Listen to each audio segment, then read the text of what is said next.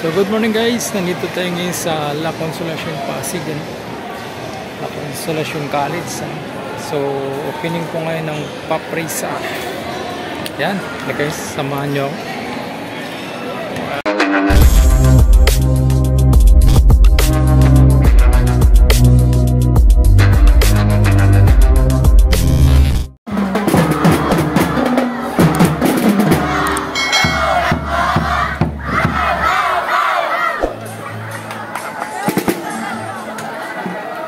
The sports play will be lighted by our Palarong Pambansa 20.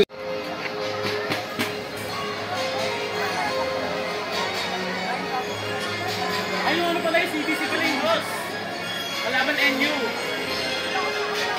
Together with Escuela de Santo Rosario gold medalist in gymnastics, Hilarion Pares II, and our Taekwondo gold medalist from EET Montessori, John Paul Soriano.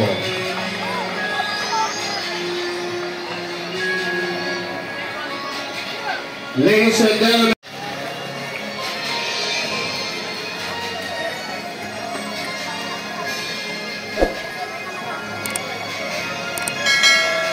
and hopefully we will continue of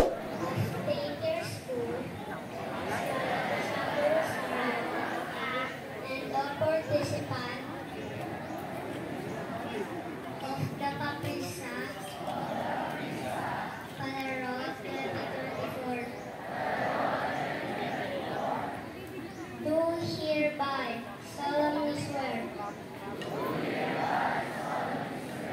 and agree to abide, adhere, and uphold all of the rules and regulations which has been set forth by the organizers of this sports competition. As a competitor, I do hereby solemnly swear and agree to play in the highest forms and standards discipline and sportsmanship. No matter whether I win or lose, what counts most is how I conduct myself during the game. Marami ba yung picture kaya sa tinambol kanina, no? Is how I do hereby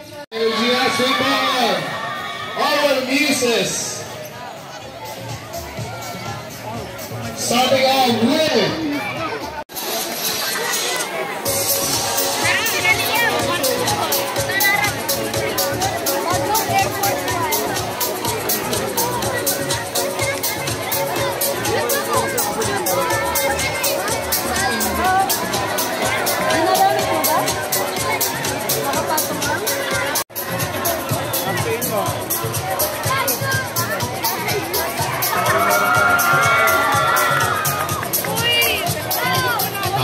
as they say, these are the athletes who brought home the beacon from the Palarong Pambansa 2024. So at this point, we will be giving a small token of appreciation to these athletes.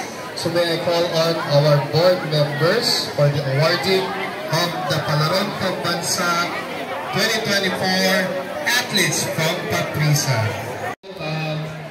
Mag-meeting lang po kami sa tali ng TX bago po tayo magkita-kita. Calling na lang sa tempo of the Moscola. The Moscola for the Palarong Pambata ay currently our first game po. So the Moscola